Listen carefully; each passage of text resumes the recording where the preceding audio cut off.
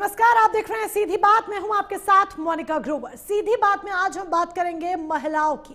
महिलाओं को 33% हक देने की बात तो हो रही है, लेकिन जब इसे लागू करने की बात कही जा रही है तो उसके लिए वक्त है 2029 का या उसके बाद का। वजह इसके पीछे बताई जा रही है परिसीमन और जनगणना। लेकिन जब हक वाकई में देना चाहते हैं तो फिर देरी क्यों? परिसीमन के नाम पर आखिर क्यों इतना विलंब किया जा रहा है? ये वो तमाम सवाल है जो देश की जनता पूछना चाहती है। हालांकि बीजेपी इसे एक बड़ी उपलब्धि बताते हुए, महिला सशक्तिकरण की बात करते हुए बाकायदा स्कूटर रैली भी निकाल रही है, स्कूटी रैली भी निकाल रही है। जगह जगह इसका स्वागत किया जा रहा है। विपक्ष ने भी विरोध नहीं किया है। विपक्ष कह रहा है कि हम इस बिल के साथ हैं, हम भी महिला सशक्तिकरण की बात कर रहे हैं। लेकिन विपक्ष सवाल क्या उठा रहा है? विपक्ष सवाल उठा रहा है कि आखिर देरी क्यों की जा रही है, क्योंकि विपक्ष कह रहा है कि ये जो देरी है ये सियासी हथकंडा है। दूसरी तरफ विपक्ष ने पीडीए का राग अलापना शुरू कर दिया है। तीसरा, विपक्ष कोटे में कोटे की बात कर रहा है। ऐसे में किस तरह से सियासत शुरू हो गई है इस पूरे मुद्दे पर, देखिए जरा। सीटें बढ़ रही हैं, लोकसभा की सीटें बढ़ रही हैं, विधानसभा की सीटें आरक्षण के हिसाब से बढ़ रही हैं। जो लोग विरोध कर रहे हैं वो महिला विरोधी हैं। वो नहीं चाहते कि महिलाओं को बराबरी का अधिकार मिले। महिला विरोधी, निश्चित महिला विरोधी हैं। जब वो अपनी पत्नी की सुरक्षा के सवाल पर एक मौलाना ने बोला, जब उस पर उन्होंने कोई टिप्पणी नहीं की, आप उसी से समझ सकते हैं कितना वो महिलाओं के प्रति समर्पित है। देश के लोकतंत्र के साथ बहुत बड़ी खिलवाड़ करने जा रही है भारतीय जनता पार्टी। हम सब देश के लोग सेंसस चाहते थे, जनगणना चाहते थे। पिछड़े, अति पिछड़े और बहुत सारी जातियां अपने आप को गिनवाना चाहती थी, और गिनवाना इसलिए चाहती थी कि उन्हें हक और अधिकार मिले। कि महिला आरक्षण को संकीर्ण दलगत राजनीति से दूर रखते हुए इसको जल्द से जल्द लागू किया जाए, ताकि कुछ ना सही ये थोड़ा ही बेहतर होगा, थोड़ा कुछ तो मिले इनको। देखिए, महिला आरक्षण नहीं है विषय, महिला आरक्षण का केवल नहीं है। महिला आरक्षण के में पक्ष में सब लोग हैं, लेकिन महिला आरक्षण की आड़ में जो परिसीमन आयोग बनाया जा रहा है और उसको मतलब उसको असीमित पावर दी जा रही है, उसका विरोध होगा।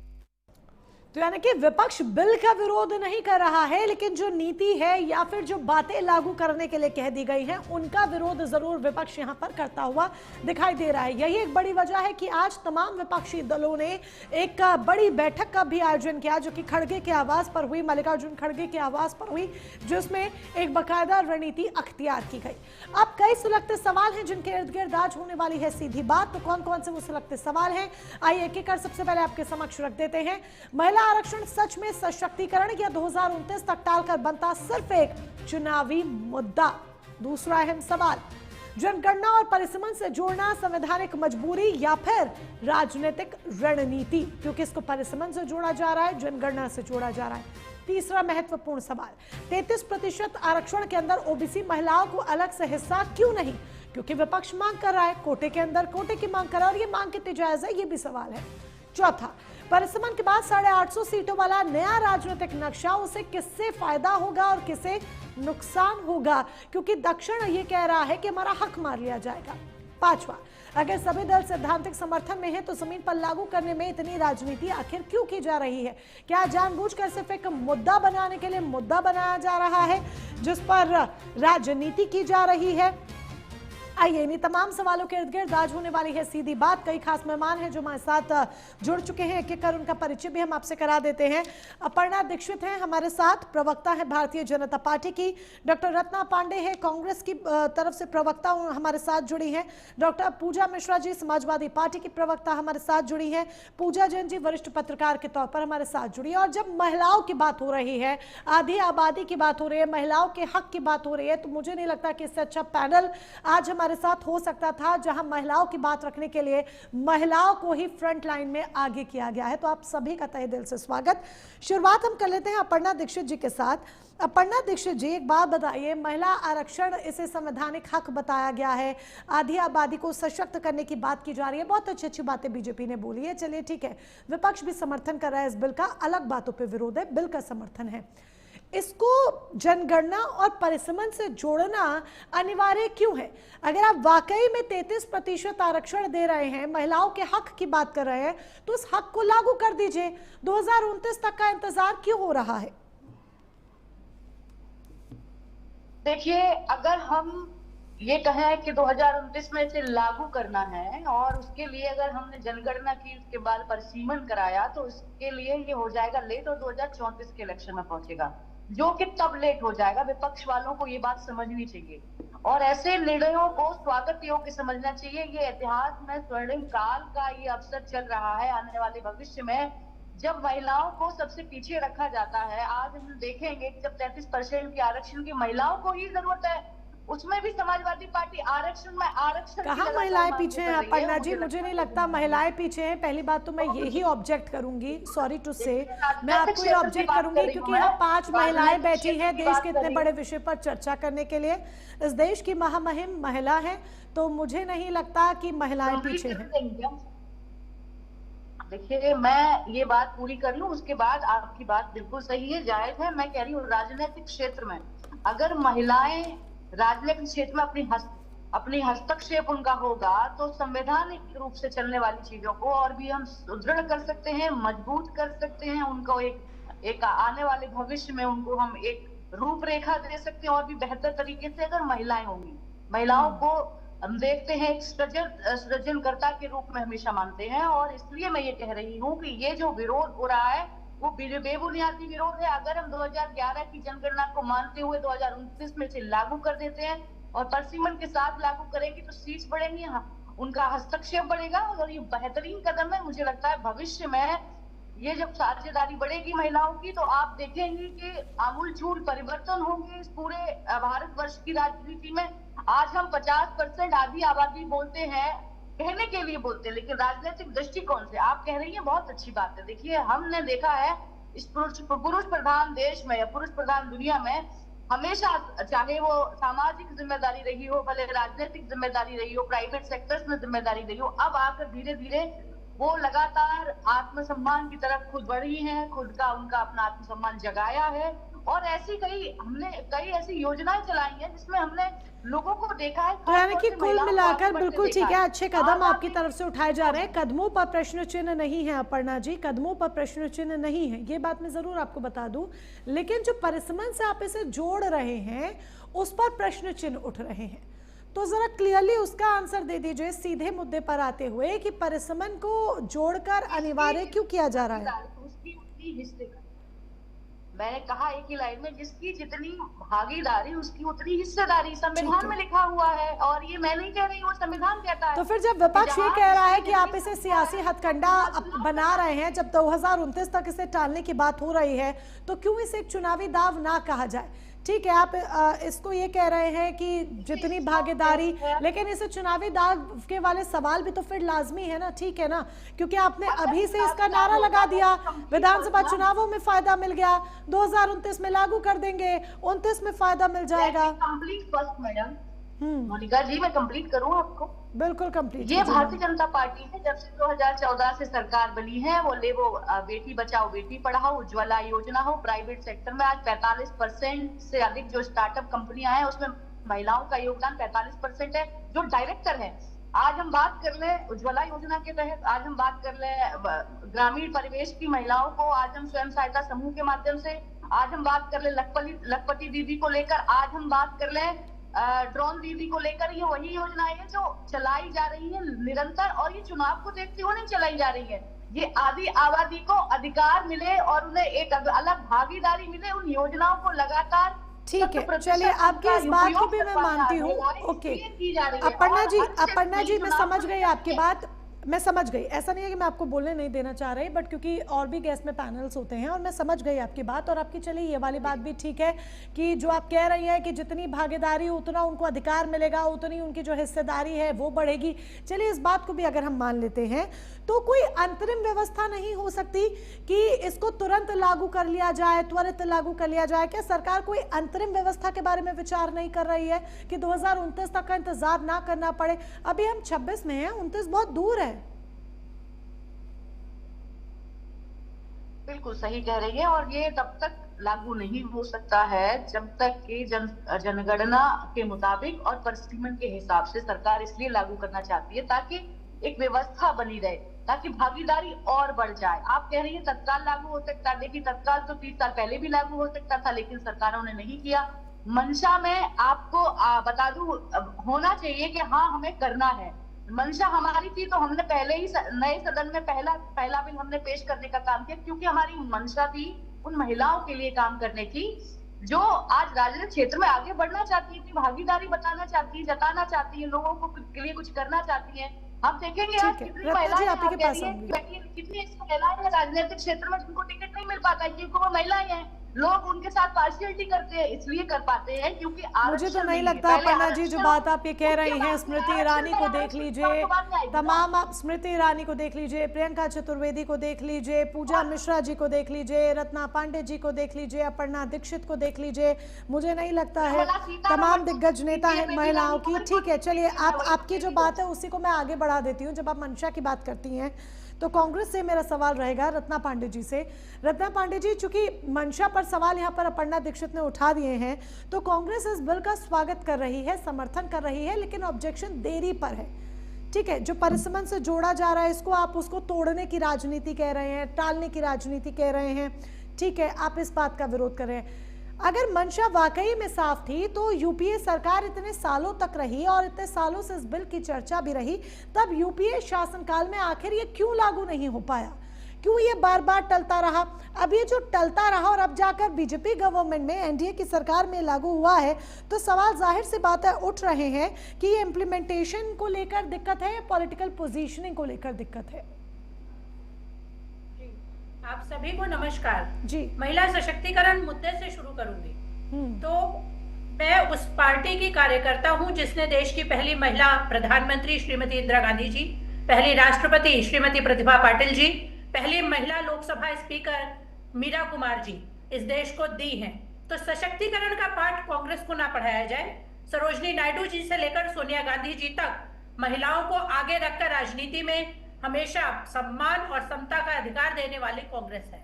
अब बात करती हूँ मंशा की।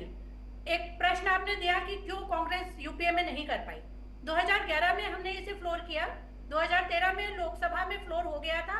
उसके कुछ कारणों की वजह से राज्यसभा में क्लियर नहीं हो पाया, लेकिन माननीय यशस्वी प्रधानमंत्री मोदी जी 2014 में आए। बहुत ज्यादा महिला के सशक्तिकरण में उनका विश्वास है, ऐसा मैं मान लेती हूँ 2 मिनट के लिए। तो उन्हें 9 साल क्यों लग गए 2023 में? और दूसरा महत्वपूर्ण मुद्दा यह है कि 2023 में भी ऐसे ही आपाधापी में अनप्लान्ड तरीके से विशेष सत्र बुला के नारी वंदन अधिनियम लागू कर दिया गया था। क्यों? क्योंकि G20 चल रहा था भारत में और संसद के सामने गृह मंत्री की पुलिस देश की प्रतिभावान महिलाओं को सड़क पर घसीट रही थी, पूरे विश्व में थू-थू हो रही थी। तो कुछ आड़ चाहिए थी, फटाक से उठा लाए। आज क्या है? आज स्थिति फिर वही खड़ी है। मैं कह रही हूँ 2023 में जब माननीय मोदी जी ने नारी शक्ति वंदन अधिनियम दिया, रोड मैप किसने बनाया था? कांग्रेस ने नहीं बनाया था ना। वो माननीय मोदी जी का रोड मैप था कि पहले जनगणना होगी, फिर परिसीमन होगा और तब मैं आपको आरक्षण दूंगा। देश की आधी आबादी ने सहर्ष मोदी जी पर विश्वास किया कि करेंगे मोदी जी, 2038 में आएगा लेकिन हमें मिलेगा अधिकार। आज क्या जल्दी हो गई मोदी जी? 2023 में भी 2011 की जनगणना उपलब्ध थी। अगर आपकी मंशा क्रिस्टल क्लियर थी तो मुझे मिल जाना चाहिए था मेरा अधिकार, लेकिन नहीं। आप महिलाओं के हाथ में सिर्फ ताली बजाने का एक ढिंढोरा देंगे। हम 2023 में इसी आरक्षण अधिनियम के लिए ताली बजा चुके हैं मोदी जी, और आज आप फिर वही बात करवाना चाहते हैं कि देश की महिलाओं खुश हो जाओ, मैं 33% आरक्षण दे रहा हूँ, ताली पीटो। क्यों बार बार एक ही चीज की ताली पीटे, जबकि हमें दिख रहा है कि आज आपकी मंशा संवैधानिक प्रक्रियाओं का उल्लंघन करते हुए परिसीमन को लागू करने की है। आप कह रहे हैं ना कि आप महिलाओं को ओबीसी और SC ST सब आरक्षण देंगे, आरक्षण विद इन आरक्षण। जनगणना चल रही है, आपने जाति जनगणना के आधार पर उसमें कॉलम तो जोड़ा ही नहीं है। माननीय मोदी जी, धोखा देना बंद कर दीजिए। विनम्र अनुरोध है, हर प्लेटफॉर्म से करती हूँ, कृपया देश को मूर्ख बनाना बंद कीजिए।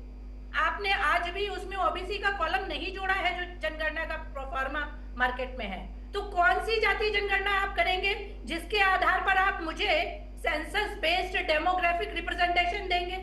नहीं देंगे, क्योंकि वो आपकी मंशा ही नहीं है। माननीय मोदी जी वो नेता हैं जिन्होंने लोकसभा इलेक्शन से पहले कहा था कि जो लोग जाति जनगणना मांगते हैं वो अर्बन नक्सल हैं। जाति जनगणना पे तो तैयारी तब हुई जब पहलगाम में अटैक हो गया, और राहुल जी वो नेता हैं जो भारत जोड़ो यात्रा में जातिगत जनगणना की बात लगातार उठाते रहे। तो मोदी जी को लगा, ऐसे ही आनंद फानंद में इसकी भी घोषणा की थी कि मैं जातिगत जनगणना कराऊंगा। जब चारों तरफ से घिरते हैं तो कुछ ना कुछ अचानक आके घोषणा कर देते हैं, चाहे वो डिमोनेटाइजेशन हो चाहे डिलिमिटेशन हो, सब कुछ एक ऐसे पैकेज में पैक है, आनंद फानंद देश में फेंक दिया जाता है, चाहे उसका कुछ भी प्रभाव आता हो या तो ना भी आता हो। उत्तर दक्षिण को बांटने की राजनीति है परिसीमन, क्योंकि आप अब हिंदू मुस्लिम लड़वा के देख चुके, दक्षिण में सीटें मिलनी नहीं है तो उत्तर के भरोसे नैया पार करनी है 2047 तक, तो वो दिख रहा है। इसलिए परिसीमन आज अभी और आज ही जरूरी है। देश की महिलाएं जरूरी नहीं है, ये शकुनी चाल है देश की आधी आबादी। ठीक है, यानी कि आप इसे सीधे तौर पर कह रहे हैं कि बार बार एक ही शिगुफा जो है वो हाथ में पकड़ा दिया जाता है कि लीजिए भाई इसको बजाते रहिए, और इसे सिर्फ टालने की राजनीति की जा रही है, सियासत की जा रही है सशक्तिकरण के नाम पर। मोनिका जी आपको याद होगा, सिर्फ एक सेकंड दीजिएगा। हाँ जी, दिल्ली से और मेरठ तक मेट्रो लाइन बनी थी, एक सड़क एक ट्रैक का उद्घाटन माननीय मोदी जी ने 4 बार किया था।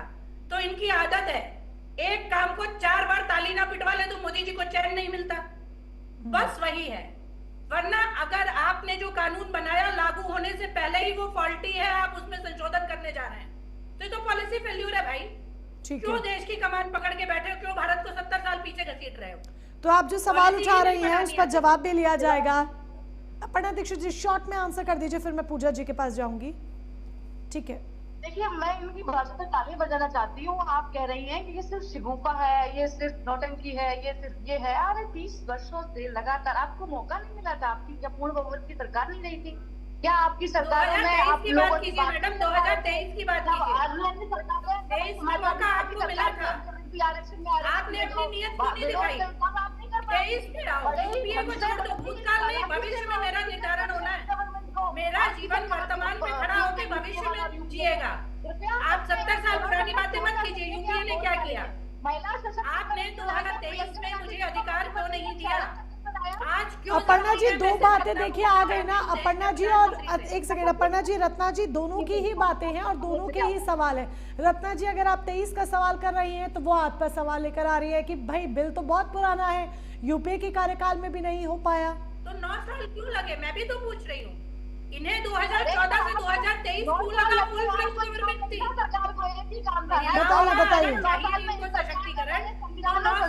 ठीक है, अपर्णा जी से जवाब ले लेते हैं। अपर्णा जी आंसर कीजिए। तारीफ तो ये है कि 9 में इन्होंने घोषणा कर दी, लेकिन अपने रोड मैप पे खड़े नहीं हो पाए भाई साहब मुख्यमंत्री और प्रधानमंत्री मोदी जी। अपने ही रोड मैप से बैक हो गए, तपस्या में कमी रह गई।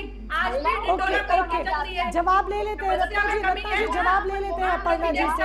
रत्ना जी जवाब ले लेते हैं इस बात का अपर्णा जी से। एक सेकंड रुकिए, जवाब ले लेते हैं। अपर्णा जी प्लीज आंसर कीजिए। पहले भी देरी हुई, अब आप फिर इस 29 तक की बात कह रहे हैं। आंसर 2023 में पास हुआ ये बिल, इसलिए इसको जल्दबाजी कर रहे हैं क्योंकि 2029 में ये लागू हो सके। जिन लोगों को समस्या है वो इसलिए है क्योंकि उनकी राजनीतिक अड्डेबाजी और नरेटिव सेट जो पहले से कर रखे थे वो हो नहीं पाएंगे। इन लोगों को समस्या ये है कि जो काम हो रहा है उसमें हम नानुकुर कैसे करें। महिला बिल हो, सीए हो, 3 तलाक पर कितना हल्ला मचाया था, ये पे कितना हल्ला मचाया। अपने मुद्दे मत लाइए, पुराने अलग मुद्दों से मत जोड़िए। वो मुद्दे अलग हैं और ये मुद्दा अलग है। अपर्णा जी वो मुद्दे अलग है, ये मुद्दा अलग है। यहाँ पर विपक्ष का कोई भी दल इस बिल का विरोध नहीं कर रहा है, वो सिर्फ टाइमिंग को लेकर सवाल उठा रहा है। तो वो सवाल का जवाब सरकार को देना होगा। इसका जवाब आगे भी लेंगे और ये बहस आगे भी जारी रहेगी। पूजा मिश्रा जी और पूजा Jain ji please stay connected. बस कुछ ही सेकेंड्स में हम लौट रहे हैं। एक छोटा सा ब्रेक, कुछ ही सेकेंड्स में लौटेंगे। एक छोटा सा ब्रेक।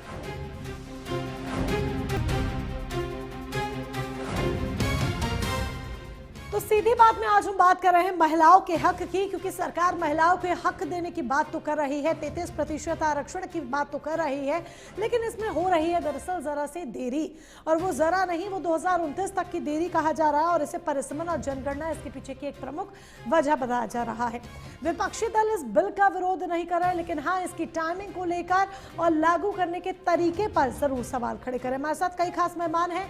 अपर्णा दीक्षित बीजेपी की तरफ से, डॉक्टर रत्ना पांडे कांग्रेस की तरफ से, पूजा मिश्रा जी समाजवादी पार्टी की तरफ से, पूजा जैन जी वरिष्ठ पत्रकार के तौर पर। सीधे पूजा मिश्रा के पास आते हुए, पूजा मिश्रा जी, बिल का आप समर्थन कर रहे हैं, बहुत अच्छी बात है, लेकिन अब इसमें भी पीडीए राग क्यों अलापा जा रहा है? क्या ये इसे सिर्फ राजनीतिक रोटियां सेकने का तरीका है कि हर मुद्दे में हमें पीडीए को लेकर आना ही आना है? आपकी सारी राजनीति, सारी बातें पीडीए के ही इर्द गिर्द हो रही हैं। मोनिका जी आपको नमस्कार, साथी प्रवक्ताओं को भी मेरा नमस्कार। मोनिका जी, भाजपा के प्रवक्ता ने कहा कि जिसकी जितनी संख्या भारी उसकी उतनी हिस्सेदारी। ये संख्या भारी किसकी है और हिस्सेदारी कितनी तय होगी, ये कैसे होगा? आपको पता है 2023 में ये वुमेन रिजर्वेशन बिल आता है, तब कहा जाता है कि वुमेन रिजर्वेशन बिल को लागू किया जाए, तो हमारे देश की सरकार कहती है, भाजपा सरकार कहती है नहीं, हम जो है सेंसस कराएंगे, सेंसस कराने के बाद में डिलिमिटेशन कराया जाएगा, डिलिमिटेशन के बाद में कहीं जाकर के ये लागू होगा। अमेंडमेंट होता है संविधान का। अब ऐसा लग रहा है कि संविधान ने कोई ऐसी मामूली सी किताब हो रखी है कि 30 महीने बाद में माननीय प्रधानमंत्री जी का फिर मूड घूमता है, कहते हैं फिर अमेंडमेंट होगा। अमेंडमेंट क्या होगा मोनिका जी? अमेंडमेंट ये होगा कि अब बिना सेंसस के, बिना डिलिमिटेशन के जो है लागू किया जाएगा वुमेन रिजर्वेशन। ठीक है, अभी कल तक इस पर डिबेट चल रही थी मोनिका जी। अब आज क्या चल रहा है कि नहीं, सेंसस तो नहीं होगा पर डिलिमिटेशन होगा, मतलब कि जो है हम गिनेंगे नहीं लेकिन हम सीटों की संख्या बढ़ाएंगे। तो आप सोचिए मोनिका जी, 2029 में अभी समय है, सरकार का फोकस कहाँ होना चाहिए था? सरकार का फोकस यहाँ होना चाहिए था कि हम सोशियो इकोनॉमिक कास्ट सेंसस कराएं। सोशियो इकोनॉमिक कास्ट सेंसस को लेकर के वही जिसको भाजपा सरकार कहा करती थी, जो सोशियो इकोनॉमिक कास्ट सेंसस की बात करते हैं, मतलब जातिगत जनगणना की बात करते हैं, नक्सल अर्बन नक्सल होते हैं, उसके बाद में फिर कहते हैं कि नहीं अब हम कराएंगे जातिगत जनगणना। इनका पूरा का पूरा ताना बाना ये है कि माननीय प्रधानमंत्री जी के ऊपर में जब सुब्रमण्यम स्वामी जी इतने गंभीर आरोप लगाते हुए देते हैं बाइट, उसकी चर्चा चलने लग जाती है। एक प्रोफेसर किताब लिखती हैं, उस पर चर्चा चलने लग जाती है, तब उनको ध्यान आता है कि नहीं ये तो महिलाओं को लेकर के प्रधानमंत्री जी से प्रश्न पूछा जाने लगा है, लोग प्रश्न करने लगे हैं। तब एक इसको लेकर के चले आओ कि हम चल रहे हैं सदन चलाएंगे, स्पेशल सेशन चला करके। आपने कोई व्हाइट पेपर तैयार नहीं किया। अगर आप सेंसस ही नहीं कराएंगे तो आप जानेंगे कैसे किसकी कितनी संख्या है? तो फिर आप डिलिमिटेशन किस बेसिस पे करेंगे? हाँ, तो कराना पड़ेगा। ये इनकी चाल है कि हम जाने ही नहीं। पूजा जी एक मिनट, बहुत बार मैंने ये सुन लिया, 2 बार मैं आपके साथ डिबेट बैठ ली। कानून में मैडम ये साफ लिखा है कि जब जनगणना होगी, परिसीमन होगा, जिसको आपने जिसका समर्थन किया है 2023 में, उसमें साफ लिखा है। लगता है आप पढ़ के नहीं आई है तो पढ़ के आया करिए। उसमें कानून में लिखा है कि पहले जनगणना होगी, फिर परिसीमन होगा, फिर लागू होगा। तो जनगणना अगर होगी तो इसको 2011 और कोविड की वजह से जनगणना हो चुकी थी, कोविड की वजह से जनगणना हो गई, अब जनगणना हो रही है, शुरुआत हो गई है। तो अब ये होगी 2026 के शुरुआत में, अभी शुरू से हो गई है, 2 साल लगेंगे। आप चाहती है 2 साल बाद ये कानून लागू हो, उसके बाद फिर ये परिसीमन हो, उसके बाद 2034 में ये बिल लागू हो। कहाँ रहती हैं आप, कहाँ रहती हैं आप मैडम? थोड़ा पढ़ के आया करो। आवाज नहीं आ रही मुझे आपकी, आप क्या बोल रही? सरकार से पूछा मैंने क्या? अरे समर्थन किया था 2023 में। पूजा मिश्रा की एक एक कर बोले, क्योंकि पूजा मिश्रा जी के ऑडियो में शायद कुछ प्रॉब्लम आ रही है। पहले पूजा मिश्रा जी को सुन भी लीजिए पन्ना जी, देन फिर आप आगे कंटिन्यू कर सकती हैं। पूजा मिश्रा जी बोलिए। पूछने लग जाए तो आप कोई पर्दा लेकर के खड़े हो जाइए, उसमें लगा दीजिए। सदन चलता है मोनिका जी, सदन में देश की जनता महिला बिल को लेकर, जिसमें लगातार ये भी बोला था कि ओबीसी महिलाओं को आरक्षण मिलना चाहिए। समर्थन विरोध दोनों उसमें बता दो लिखा है कि जनगणना होने के बाद लागू, ये लिखा है उस बिल में। मैडम नहीं कह रही है, भारतीय जनता पार्टी ने क्या नहीं, संविधान में भी लिखा है, बिल में लिखा है, बिल में बकाया नियम से लागू है। किस बेसिस पे करेंगे? आपके पास आपके ऑडियो में कुछ प्रॉब्लम आ रही है पूजा मिश्रा जी। आपकी आवाज आपके बीच में बर्बाद ये लग जाते हैं। देखिए मोनिका जी, मैं आपको बता दूं, ये जो भी है सब नेगेटिव है, सिर्फ और सिर्फ ठीक है। एक सेकंड अपर्णा जी उनको बोलने दीजिए, क्योंकि ऑलरेडी उनके ऑडियो में भी कुछ प्रॉब्लम आ रही है। मेरी रिक्वेस्ट एटलीस्ट उनका ऑब्जेक्शन सुनने दीजिए पहले। इसी के साथ करना है, चाहे वो किसान बिल हो ऐसे लेकर के आपकी लागू ना हो सके, लेबर बिल हो ऐसे लेकर के आपकी लागू ना हो पाए, वुमेन रिजर्वेशन बिल हो ऐसे लेकर के आपकी लागू ना हो पाए। मतलब लेकर के आओ, डंका बजाओ और उसके बाद में वो लागू जाता है, चाहे गन्ना किसानों का हो, चाहे सुन लीजिए मैडम, आप सवाल करती हैं। तो यानी कि पूजा मिश्रा जी, आपको ये लग रहा है, पूजा मिश्रा जी, कुल मिलाकर आपका सवाल भी टाइमिंग को लेकर है कि आप कह रही हैं कि सिर्फ बातें कर दी जाती हैं लेकिन लागू नहीं हो रहा और बार बार अलग अलग बात कही जा रही है। पहले सेंसस और डिलिमिटेशन दोनों की बात थी, अब डिलिमिटेशन की बात आ गई है। तो क्या आप यही कह रही हैं कि हाँ बार बार सिर्फ इसे टाल रहे हैं?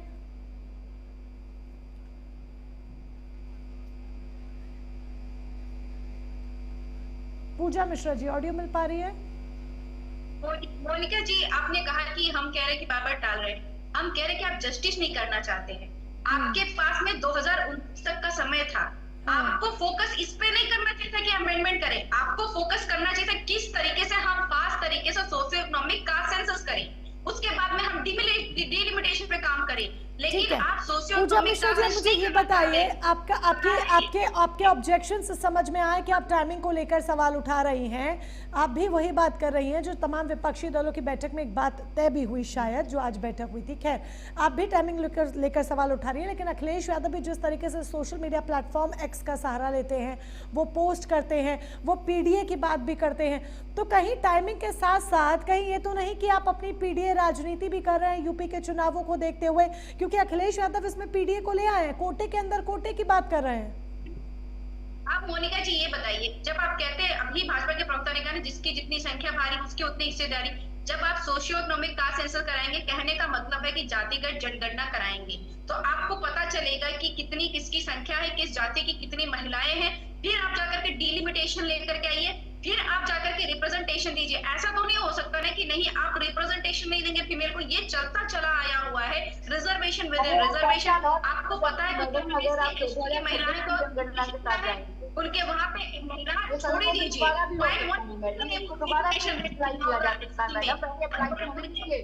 आप समझ अभी होगी ना, अब ये हो 2026 की जनगणना और परसों मत होगा, मतलब 5 साल और लेट हो जाए। कहाँ हमारा आपका अधिकार की बात हो रही है? बारी बारी बोलिए प्लीज, क्योंकि ऐसे किसी की बात समझ में नहीं आएगी। मेरी रिक्वेस्ट आप दोनों से है, बारी बारी बोलिए, नहीं समझ में आ रहा है ऐसे, क्योंकि पूजा जी की ऑडियो भी बार बार प्रॉब्लम कर रही है। डिलिमिटेशन नहीं होगा, पर आप कार्यक्रम डिलिमिटेशन होगा भाई किस बेसिस पे?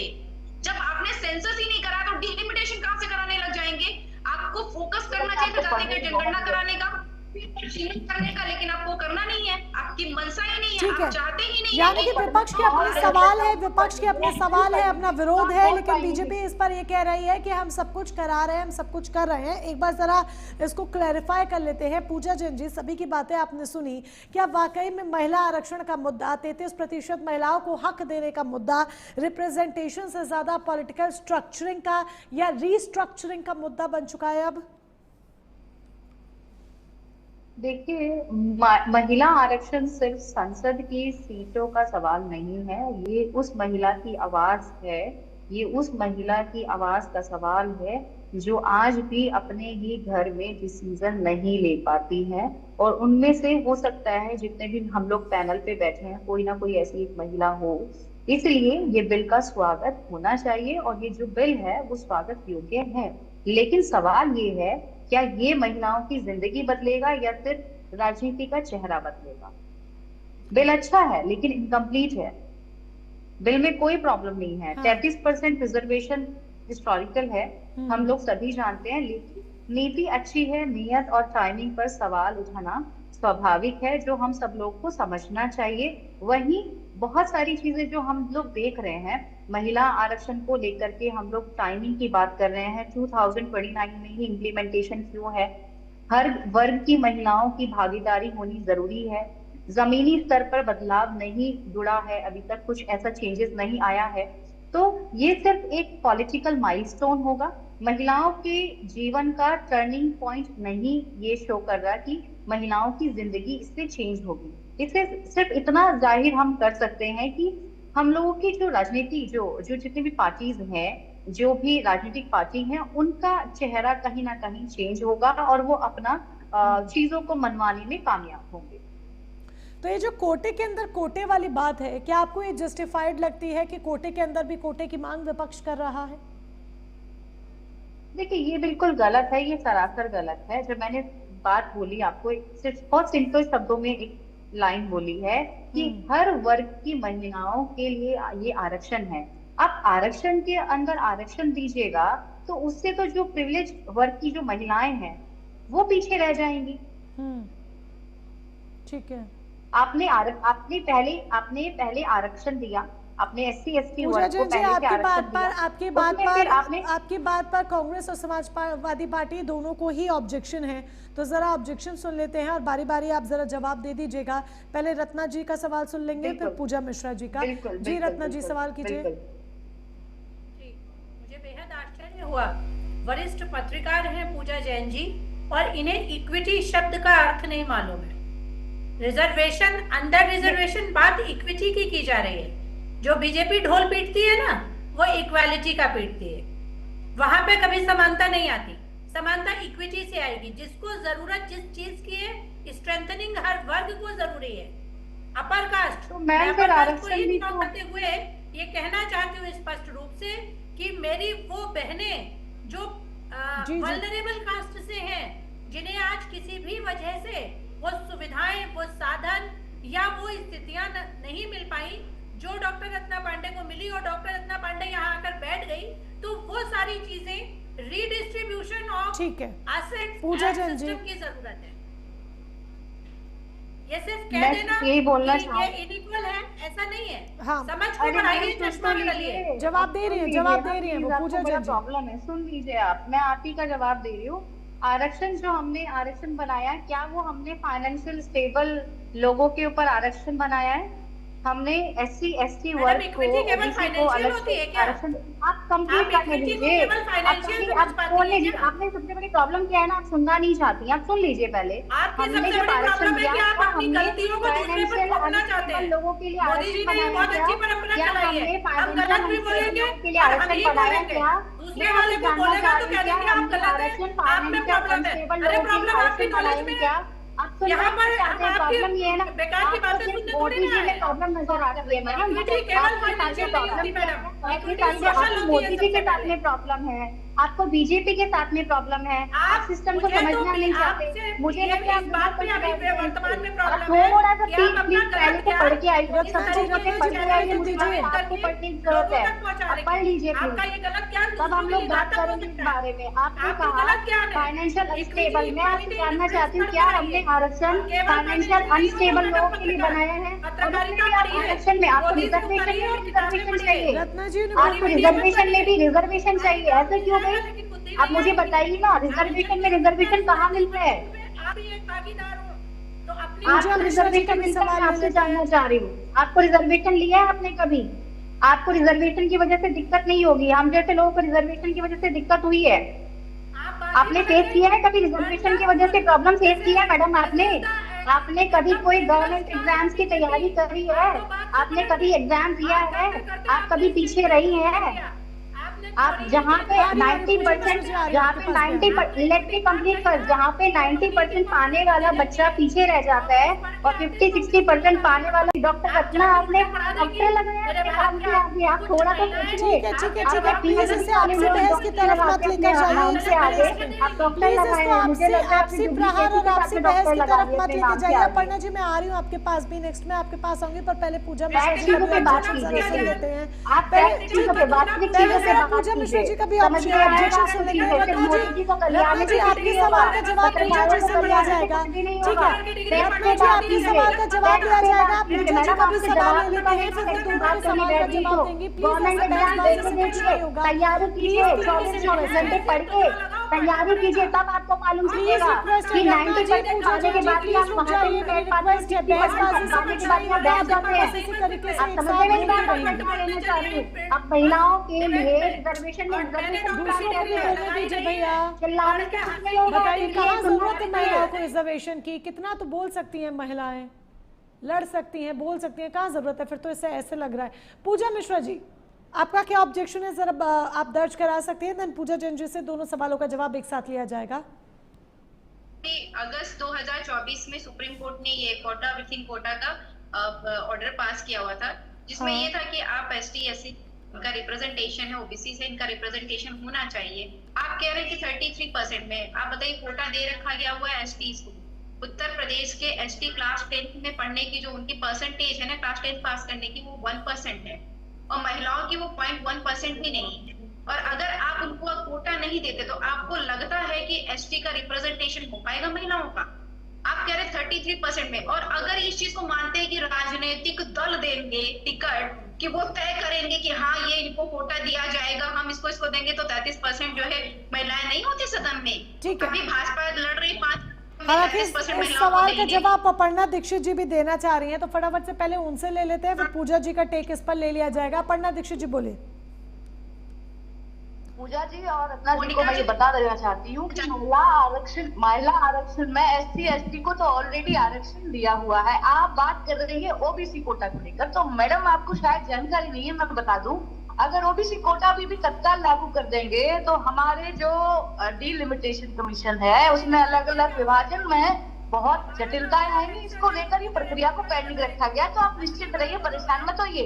SC ST में तो आरक्षण है, आप SC ST को लेकर महिलाओं की आड़ में आप जैसी महिलाएं जो उनके पीछे चुपने देती हैं, सीधा बोलिए कि अगर इस बार ही OBC भी दे दिया तो अगला। लेकिन रत्ना जी, पूजा जी, ये तो संघीय ढांचे, पूरे ढांचे में भी इसके लिए बदलाव करना पड़ेगा ना। अगर आप कोटे की मांग कर रहे हैं तो पूरे ढांचे में भी इसमें बदलाव करना पड़ेगा।